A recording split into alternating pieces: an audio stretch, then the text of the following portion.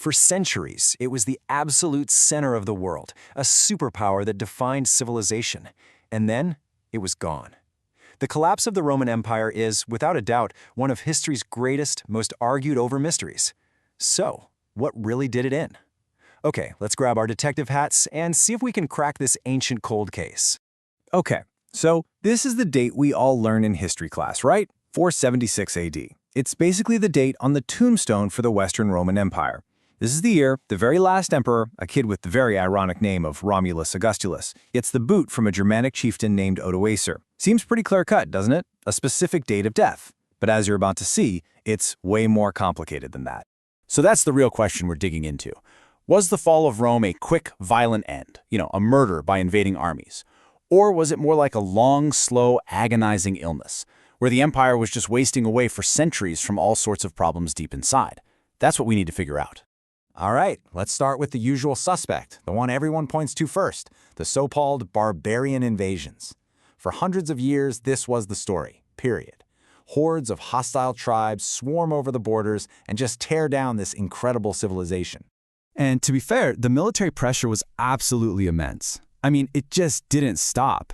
It all started heating up in the late 4th century when the Huns came charging into Europe, which kicked off this massive domino effect of migrating tribes. That led to a complete disaster for the Romans at the Battle of Adrianople in 378.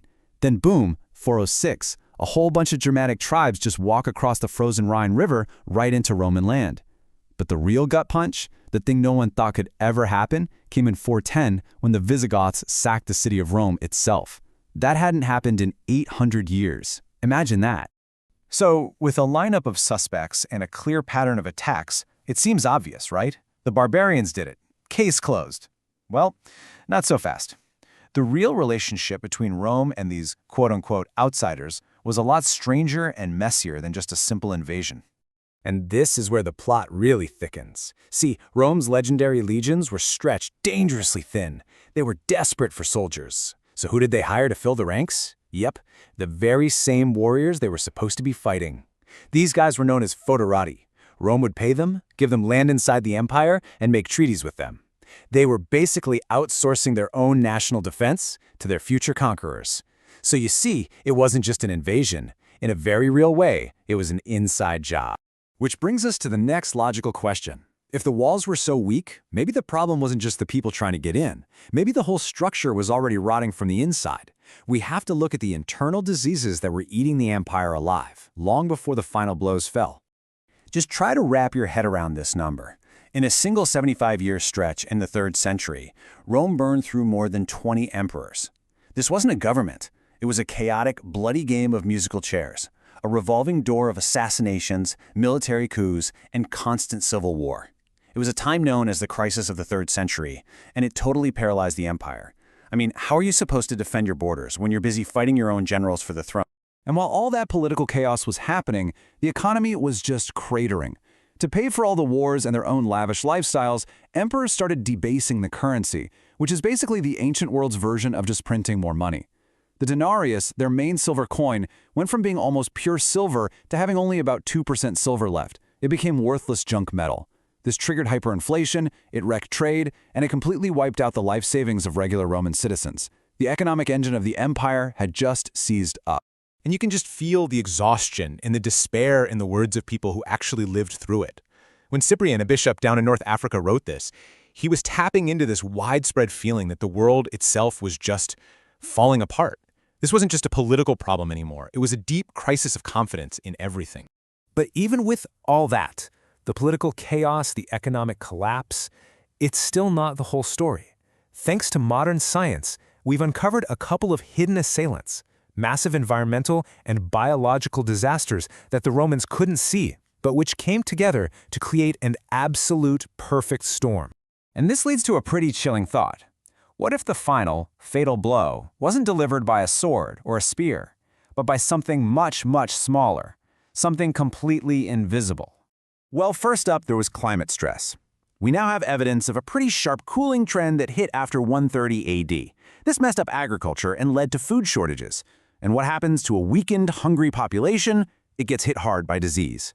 Devastating pandemics, like the plague of Cyprian, swept through the empire, possibly killing up to half the population in some areas.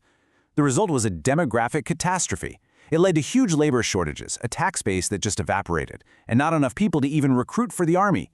The empire was being hollowed out from the inside by forces it couldn't possibly understand. And that brings us to the final and maybe most crucial piece of evidence in this whole investigation. To really understand why the Western Roman Empire fell, you have to look at the part of the empire that didn't. You see, the empire had been split in two to make it easier to run, but these two halves were not created equal. Not at all.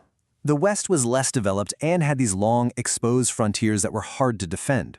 The East, on the other hand, had the really wealthy provinces, like Egypt and Anatolia. It had a super-fortified capital in Constantinople, and for the most part, it had stronger, more stable leadership.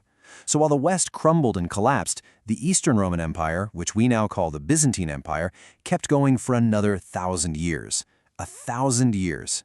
And that's the kicker, because it proves that the fall of Rome wasn't some inevitable destiny. So, what's the final verdict in the death of Rome? Well, there was no single killer. There's no one culprit you can point your finger at. Rome wasn't murdered by one thing, and it didn't die from a single disease. It succumbed to a perfect storm of crises. The combination of outside pressure, internal rot, and environmental disaster created a horrifying series of cascading failures that the already weakened Western Empire just couldn't survive.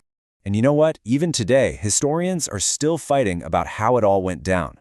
You've got some, like Brian Ward Perkins, who argue the fall was a violent, horrific catastrophe that shattered civilization and plunged Europe into a dark age. A real bang.